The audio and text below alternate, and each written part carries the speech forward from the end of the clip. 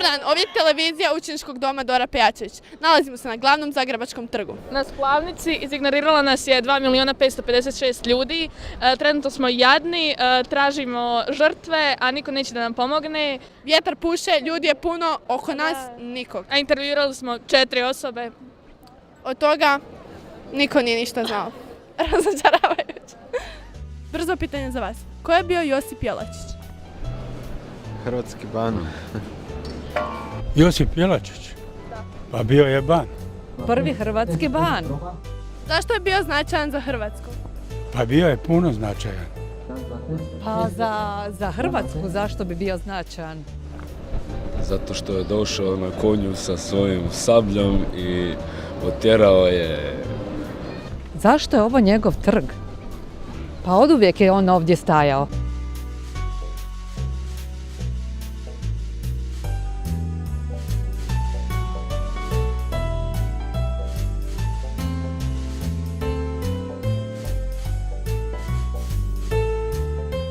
Koja je najluđa stvar koju ste napravili u mladosti?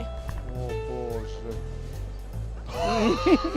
Nešto što tad ne bi priznali, ali sad vam je baš smiješno. Ajme, pa ne izlazak, pa društvo, nešto smo išli ukrasti, voće, prvo voće koje dozrijeva, krađa voća.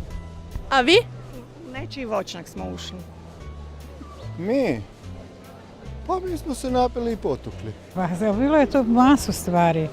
Od sitnih prevara roditeljima, od diranja novaca iz novčanika, poslije se tam svemu smijao, ali to je bilo jako, jako puno stvari. U naše vrijeme ti nije bilo ludih stvari, jako smo morali biti dobri. Pa ne znam, imala sam novac, ali sam ukrala nešto u dućanu. Super, još jedno pitanje. Zato što da vidim jel mogu. I jeste uspjeli? Jesam. Je vam poslije bilo žao? Užasno. Najluđa stvar. Napil sam se da nisam znao za sebe. To mi je bila najluđa stvar. A sjećate se toga? Da.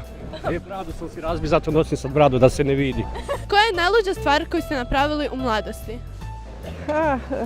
Šta ja znam, sa dečkima kad smo išli preko polja pa smo se sa onim grudama od zemlje udarali. Trenutno smo na drugoj lokaciji, takozvani Zagrebački cvjetni trg. Lovimo nove žrtve. Leona? Da, lovimo nove žrtve. Za sada su nas isto malo odbacili dosta ljudi, ali bilo je nada, ima nada za Ima dobrih ljudi, tako je. Bolje nego na trgu, samo da znate. Da. A ono su ljudi više chill, jel tako? Da, kavice i to. Da, chill. Javimo se sa sljedećom lokacijom. Zdravo. Koja je najluđa stvar koju ste napravili u mladosti?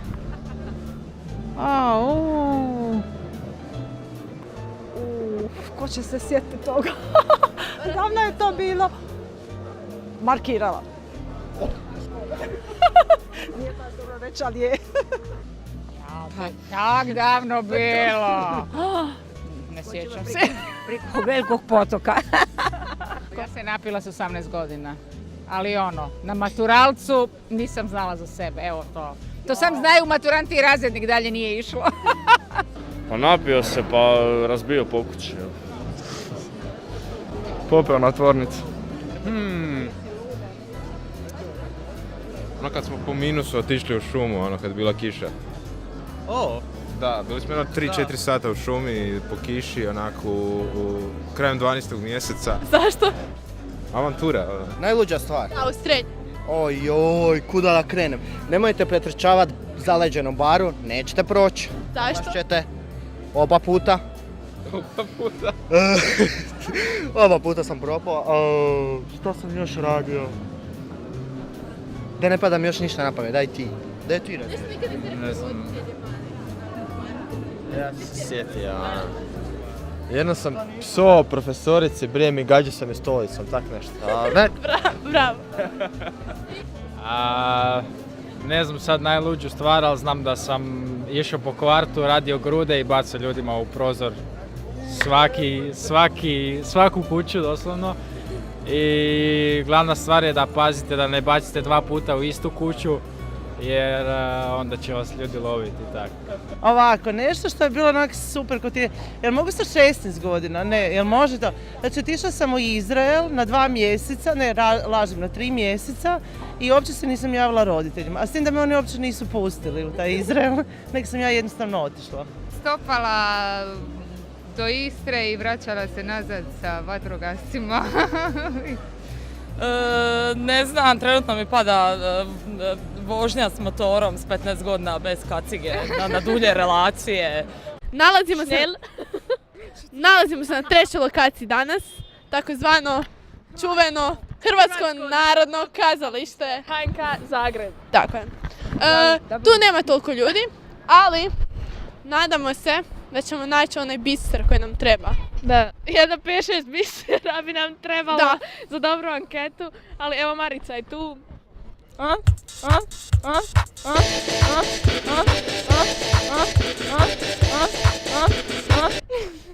Marica je glavni, znači glavna, znači nema.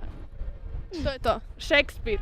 Koja je najluđa stvar koju ste napravili kad ste bili tinejdžer? Otišla iz kuće i nisam se nikad vratila. Ojoj. Tetovirala sam se. Ne znam. Mi vam baš nismo imali avantura, mi smo teško živjeli, mi smo poslijeratna generacija, mi smo se borili za život. Nismo imali šta ni jesti, ni obući. A neko lijepo sjećanje koje imate iz mladih i dan, imate sigurno... Druženje u školi, eto, to nam je bilo najljepše. Dobro, a vi gospođa? Ajme, šta ću se sad ja reći, Bože. Volila sam sport, roditelji mi nisu dopustili da idem. Ples, najviše se, on me najviše oduševljavao, matine u školi, eto tako. Hvala vam puno, ugodan dan, baš ste drage. Da! Bravo. Iscrpljene smo. Ubjedljivo najzanimljiviji intervju su dali 4 dečki u koji smo mislili da će nas izignorirati. Ekipa iz kvarta je smo cool. Imali dosta krivu procjenu. I sad ćemo Safata kažem. Tjeramo ljude, ljudi bježe od nas, kao da imamo kugu. U depresiji smo, ali našli smo ljude, krećemo akciju.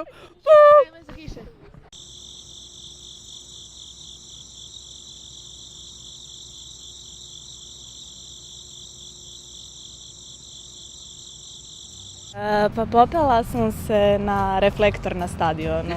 Najluđa stvar, možda nije najluđa, ali sam se sjetila. Bila sam kod prijateljice na vikendici pored Karlovca i išla sam za Zagreb i bilo je cijelu noć nismo spavali, ja sam ujutro hvatala bus, sjela sam u bus i zaspala sam. I vozač me nije probudio u Zagrebu, pa sam se probudila opet u Karlovcu. A trebala sam biti u Zagrebu, bila je neka hitna situacija, trebala sam išli smo putovati na neku predstavu, a ja sam se vratila u Karlovac. Ja baš nemam takvih stvari, ne znam, možda je moja da sam se napila u učeničkom domu dok sam bila u učeničkom domu. U kojem učeničkom domu? Dobro. Ne, Dora Pejačević. Mi smo iz Dora Pejačevića, da. Neko će to gledat. Nema veze, snimamo se tom jadu. Ma neće gledati. Ok, znači scena 1, česti pokušaj.